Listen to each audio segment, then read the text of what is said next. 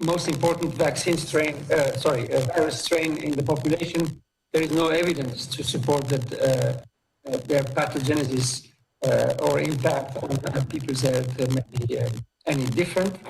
There are also discussions and ongoing scientific conversations actually around the study of the potential allergic reactions associated with the Pfizer vaccine. Potentially, we're thinking about potential clinical trials to assess that.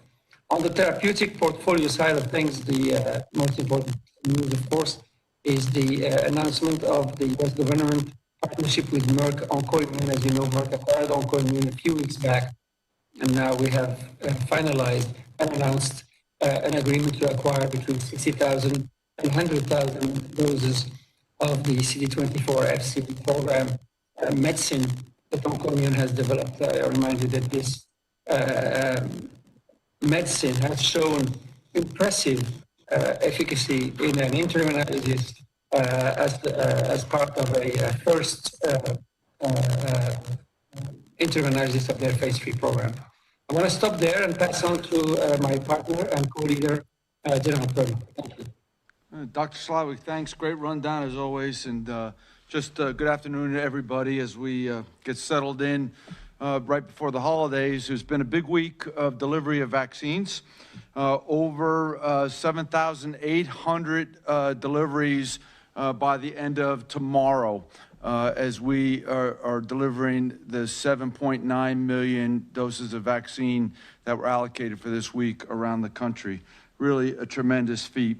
Yesterday morning, we allocated for next week's ordering 4.67 million, 2.67 of Pfizer and 2 million of Moderna.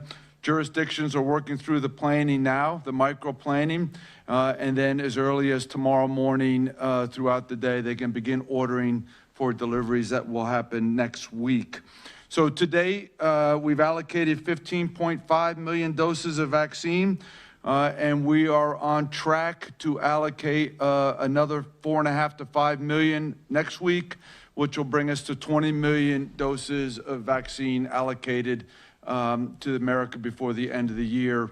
We'll finish those deliveries in the first week of January, 4, 5, 6 January, to make sure that all those doses are available to the American people. We are learning some lessons as we go that I wanted to share with you. A tremendous Herculean task, work being done by Pfizer, Moderna, McKesson, UPS, and FedEx. We went with them because they are the best and they know how to do this. But at the volume and the scale of what we're doing every day, we are learning some things that help us just continue to get better every day. So as we figure out the pace for picking and packing vaccines and put them in boxes, making sure we do the right quality control, we've had to adjust our timelines.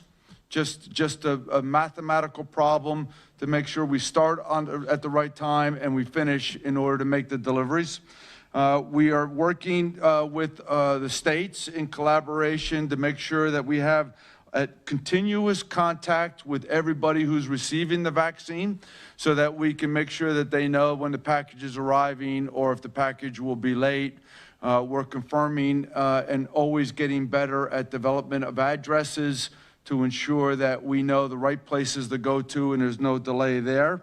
And we continue to grow in our efforts with the long-term care facilities as we enter and help them administer shots in volume.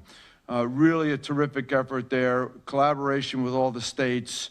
And as we operationalize that task, we get better every day. And when I say we, I mean CVS and Walgreens, who are really doing terrific work.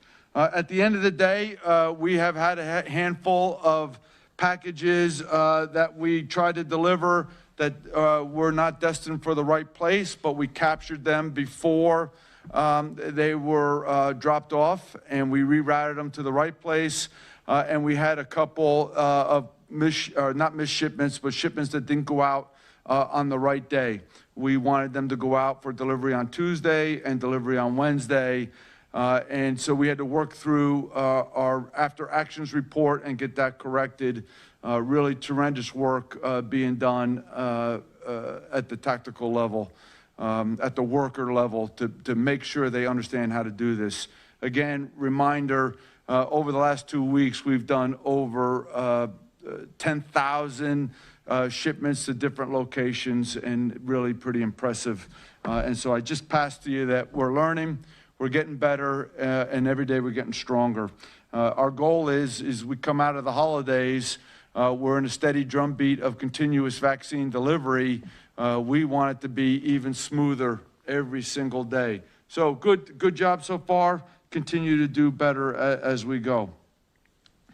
We're working now, we're talking to the jurisdictions/states on the delivery of the second dose. Remember, we've talked about we're delivering the first dose of the 2-dose regimen, and we've been holding on to the second dose. We did that to make sure that the supply chain was sufficient to ensure the second dose was there.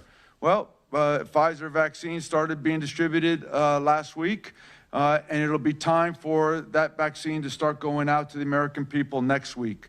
So we've established an elaborate communication strategy at all levels to make sure everybody's tracking this. We worked through different levels of teaching and instructions on how to make sure we're doing that and everybody's informed. We know how to do this. America knows how to do this. We've done second doses before. What we're just trying to reinforce is that the second dose availability and time to order it for it to be distributed down and prepare for second shots the week of 4 January. So we're ahead of the curve, and it's about communications, open, transparent, and collaborative to ensure our success. So I will close this year, the year here, this week's briefing on behalf of Dr. Slaoui and I. We normally say thanks to all the men and women serving around the world and their families in defense of our great country. But both of us would just like to say thank you to the men and women who are on the front lines, right, in our hospitals, emergency rooms, ICUs, right? The doctors, the nurses, the people that support them 24/7, really, truly on the front lines, and our hats are off to everything they do. So with that said, I just want to say Happy New Year's and Merry Christmas to everybody, and on behalf of Dr. Slaoui and I. So please, questions. Great, thank you very much. All right, so that will begin the question and answer session. If you do have a question, you may dial *1, unmute your phone, and record your name and media outlet clearly. It is required to introduce you. If you would like to withdraw the question, you can dial *2. Again, it's *1. And our first question here will come from Dan Vergano with BuzzFeed News. Dan, your line is now open. Thank you. Dan Vergano of BuzzFeed News, and happy holidays, guys. Dr. Slaoui invited us to ask him about his views on unblinding the clinical trials at an earlier session. I was wondering, does he have a view on whether the Moderna one should be unblinded in the way they want, or more like the Pfizer vaccine, or perhaps in the double blinding fashion that was advocated at the VRBPAC meeting? Thanks very much. Thank you for the question. Well, my personal view is I think it's very important that we unblind the trial at once and offer the placebo group to receive vaccines regardless of their risk level for a number of reasons. I think the most important is that these men and women volunteers have been instrumental and critical in helping us develop these vaccines, and they should be rewarded for it rather than, in a way, punished for it by, for instance, being delayed in receiving the vaccine as a number of times has been proposed. And secondly, is the Pfizer approach, which I think is intellectually a very elegant and appropriate one. Practically is a very difficult one, because in real life, every state of our 50 states is going to make a different decision in terms of priorities within the groups, group 1 or group 2, for instance. And therefore, the companies and the clinical trial sites are going to be scrambling to appropriately provide the vaccine to the right subpopulation within each state. And then the third reason, which I think is also very important, is that there are vaccine doses that have been planned for this. Their stability lifespan is limited.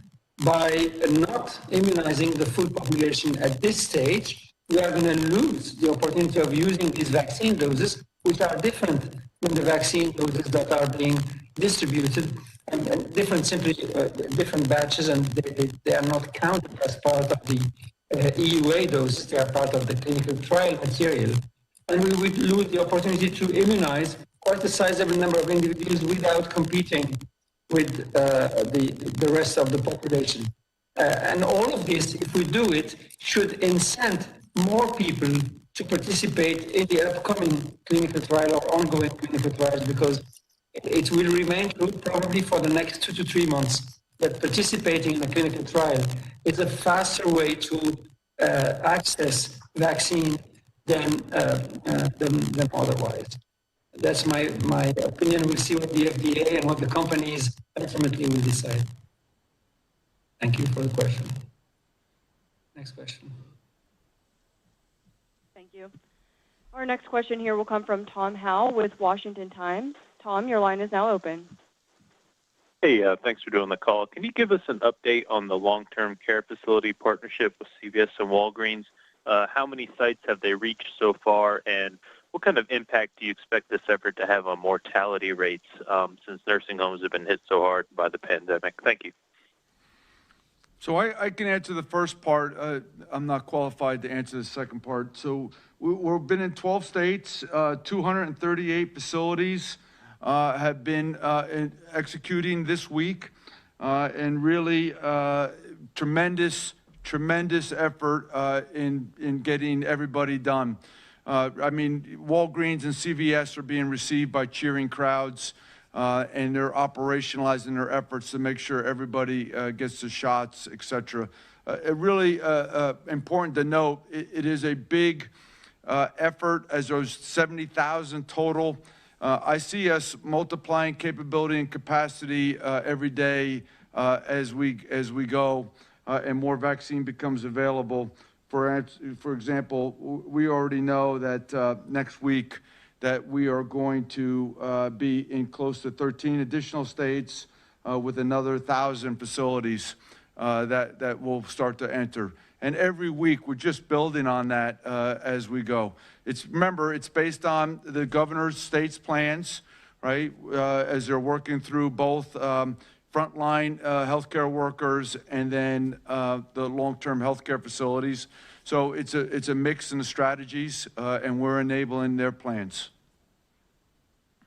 As regard the second question, part of the question, the vaccines, whether they're Moderna or the Pfizer vaccine, achieve their maximum level of efficacy within 14 days of the immunization, and then with the second dose, probably that immunity is further reinforced and prolonged in terms of its persistence. Of course, we did not have an outcome on prevention of death, but we did have an outcome in both trial on prevention of severe disease, 100% for both vaccines, and I think it's reasonable to assume that will translate into prevention of death. And therefore, within 2 weeks from starting to immunize subjects that are living in long-term care facilities, we should start to see a decrease in the overall mortality in the country, given that the last time I looked, about 50%, unfortunately, of the total death toll associated with the pandemic came from those populations. The priority should be to maximize the number of individuals that are immunized in the long-term care facilities if we want to decrease the death toll associated with the pandemic. Clearly, these are decisions that are ultimately made at the state level. There are enough vaccine doses to immunize the more or less 3 million individuals that are living in such facilities at this stage. Thank you. Next question, please. Thank you. Our next question here will come from Rachel Rubin with Politico. Your line is now open.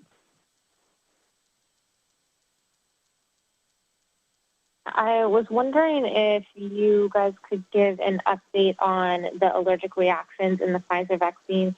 One, if you have a total of how many reactions there have been and in how many states, and also if there's any more information about what the reaction is to.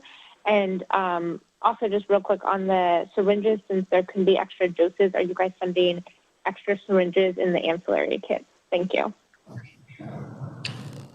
Thank you. Maybe I'll take the first part and then the ancillary kit, maybe Perna can address. In terms, so I have not had an update today. Yesterday there were 6 cases on a denominator that we know is lagging by 2 to 3 days. Today's denominator is about 1 million subjects immunized. It may very well be substantially more than that. That frequency, as it stood yesterday, is superior to what one would expect with other vaccines. We would have expected in the range of maybe one person having an allergic reaction, anaphylactic reaction, as it has occurred with the Pfizer vaccine. I'm unaware of any reports associated at this stage with the Moderna vaccine. In regard of what's happening, there are discussions with the companies in the NIH to consider running clinical trial in highly atopic, very allergic subjects that, for instance, have to carry an EpiPen with them all the time or have very significant non-atopic reactions, to immunize them with this vaccine and potentially other vaccine and compare the rate of reactions, but also critically be able to harvest serum and blood cells, etc., to analyze their immune status prior and potentially after such reactions may happen, if they happen. I think that's really the way to try to understand exactly the mechanism. What is it that's provoking these reactions? Is it a true anaphylactic shock? I think we're not clear if that's the case. Is it a mast cell degranulation, which is one of the ways by which we can have this kind of reaction that's associated with the fact that we have particles that are injected? Is it something else? Is it antibodies to the polyethylene glycol or PEG, as it's known? In which case, this may be different from one vaccine to the other because they're using different format of the PEG. These are all important scientific questions that could be addressed into this clinical trial. It's being discussed as a priority because clearly time is important, but at the same time, we will continue to monitor this reaction. Now, 6 cases out of 300,000 or 1 million subjects immunized, I think, while important to understand, still does not change the safety profile of this vaccine, particularly now that we know that those reactions can happen, and therefore immunization sites are equipped with the right medicines and interventions to help subjects if and when they have such reactions. I'll pass on to General Perna in regard of the ancillary packs and I assume it's the 6 dose per vial question. So with respect to the ancillary kits in support of the vaccine in your question, the 6 dose, if available, we put extra capability in the kits, right? So that we would have an overage just a little naturally, as well as combining most of the administration going on right now is in major hospitals, et cetera, where they have access to syringes and needles accordingly. We have adjusted our contract and our construction of the kits to be to even provide even more capability as we go forward. If they choose to, if 6 doses still continues to be available down the road. So feel very comfortable with the availability of syringes and needles and our ability to put these kits together and continue the simultaneous distribution of the kits with the vaccine. Thank you.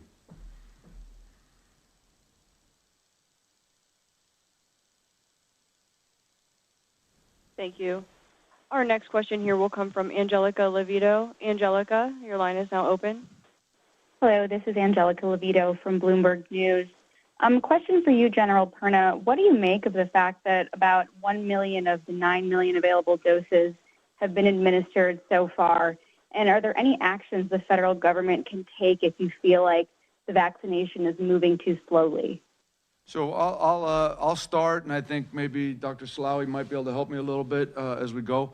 First of all, I think it's a very good pace as we observe. We know the states have a very, all of them have a very good plan. It's a deliberate plan. It's about access to the vaccine when it arrives and then execution.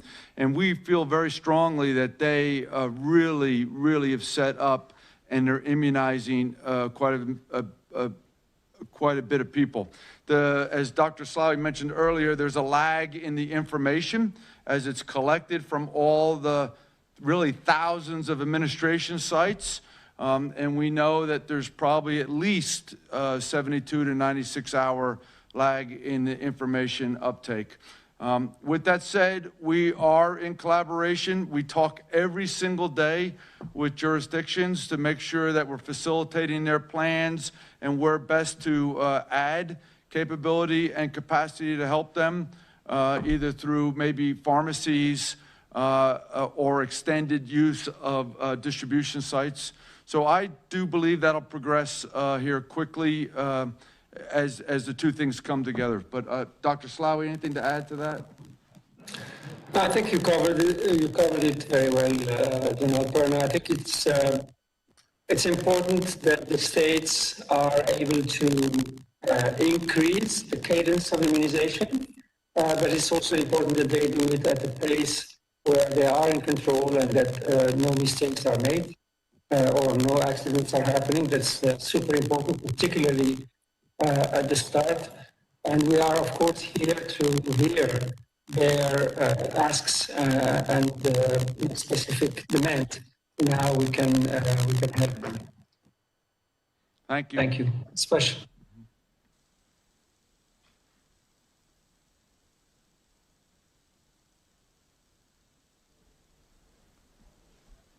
Operator, next question, please.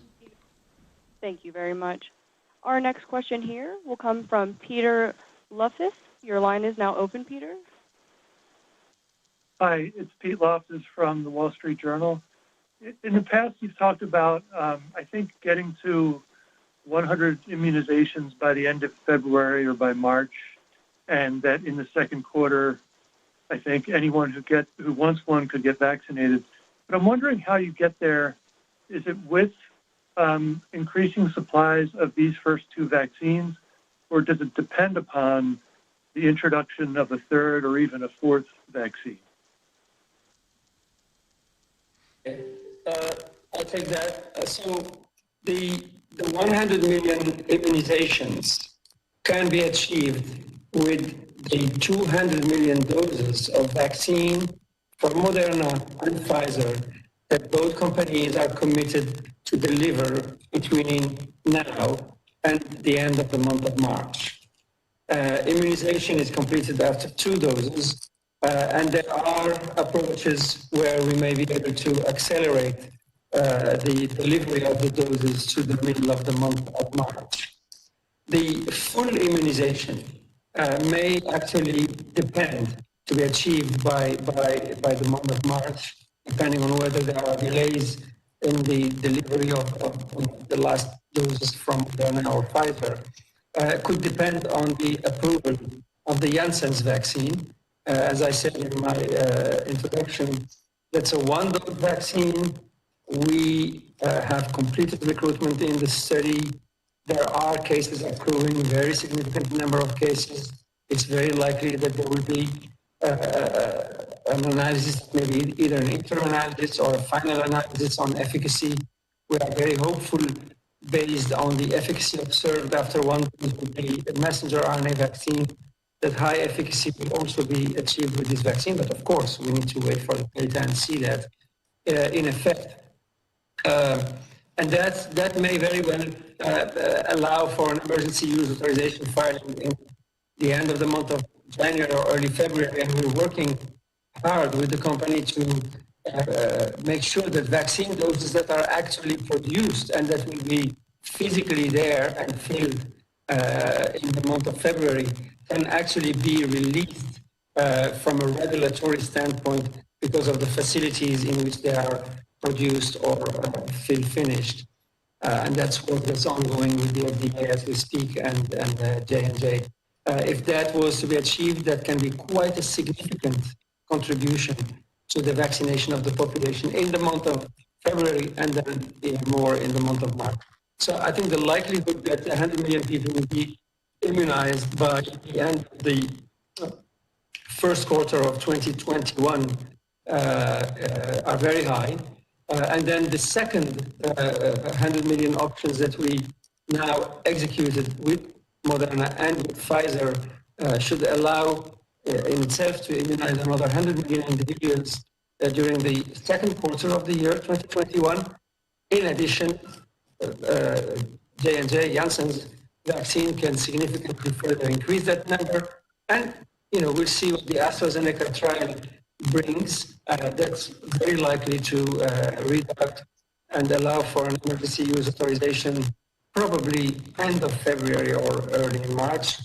And then probably more in April, we'll have an EUA of the Novavax vaccine and maybe in May, an emergency use authorization of the Sanofi vaccine. This is how we plan. There is a significant redundancy as we start the second quarter to achieve the next 200 million vaccinees. And as I said last time, about 80 million of the population is below the age of 18. For those indications at this stage, only the 16 to 18 years of age is approved for the Pfizer vaccine, and trials are ongoing with Moderna and actually also with the Janssen's vaccine. And those may actually go somewhat later into the summer because their approval may be slightly later. Thank you. Operator, we have time for 2 more questions. Great, thank you very much. Our next question here will come from Erica Edwards with NBC News. Erica, your line is now open. Hi, thank you so much. It's Erica Edwards with NBC News. I'm hoping you can clarify something. And I apologize if Dr. Slaoui addressed it. His audio is a little bit garbled. I don't know if there's any way to fix that. But if I understood correctly, the original projection was to vaccinate 20 million people by the end of this year. It seems like 20 million vaccines will be delivered, which is different from actual shots in arms. Is there now a change in the projection for how many people will indeed be given that first dose by the within the next week or so? Thank you. Dr. Slaoui, I think go ahead. The commitment that we can make is to make vaccine doses available and released to give at least the first shot of the vaccine, because by definition the second dose was going to fall in the month of January, obviously. And I think that commitment is met. Exactly how fast the ramp up of immunizations of shots in arm is happening is slower than we thought it would be. And as I said earlier, we're here to help the states to accelerate that appropriately. So that objective is not met is unlikely to be met. 20 million people with a shot in arm, maybe we'll be surprised. Yeah, we'll have them allocated before the end of the month, as Dr. Slaoui said, and then the last 5 million will be delivered the first week in January, and then uptake from there. So really, I think strong message in that we're getting the vaccines out as fast as they are available. Thank you. Thank you. And our next question here will come from Candace Troy. And Candace, your line is now open. Hi, Dr. Slaoui, can you clarify what is being explored for the Moderna dosage? Is the idea that people would only be given one dose possibly? And how quickly will you know, how soon will you know if that's possible? And is that being explored for Pfizer as well? Well, I mean, as I expressed a few more other times, I think giving a one-dose vaccine is totally inappropriate at this stage. Why? Because the data we have generated is with 2 doses. We know that the second dose increases the strength of the immune response about 10 times in terms of antibody response. We know that memory is installed much, much stronger, in a stronger way after a second dose.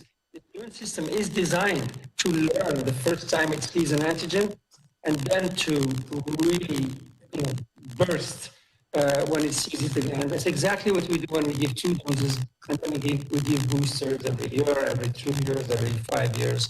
That's how the immune system is designed to work.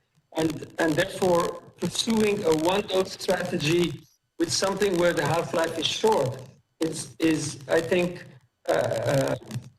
something that should be tested experimentally, not inferred because we see protection for 14 days or 7 days in the Moderna or the Pfizer trial. And by the way, that's exactly the question we're asking with the Janssen's vaccine. And in particular, I think I said that before, the Janssen's vaccine, its biology is such that actually the immune response continues to go up even after 90 days after immunization, in contrast to almost all protein and messenger RNA vaccines.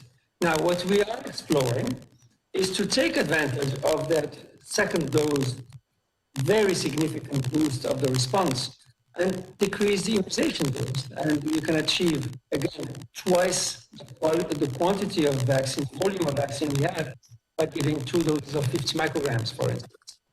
And in phase 2 trials of the Moderna trial, for instance, the data obtained have suggested that the 50 microgram dose and the 100 microgram dose are substantially equivalent, particularly in people that are not very old. And therefore, that is an avenue that is being explored and discussed with the company and with the regulators. On that, I'd like to, in the name of all people in the operation, thank all the people into the operation that have participated, the thousands or tens of thousands of people in the manufacturing sites, in the laboratories, in the various agencies, in the private companies, Moderna, Pfizer, J&J, AstraZeneca, Novavax, Sanofi, and GSK, but also all the manufacturing companies, and critically, now well over 100,000 subjects that have volunteered into the clinical trials that are ongoing into the US. Merry Christmas, Happy New Year to everybody, and we look forward to significant progress being made between now and our next opportunity to brief you. Thank you very much. Ladies and gentlemen, thank you for joining the call today. Please direct any unanswered questions to media@hhs.gov and have a happy holidays. Thank you very much.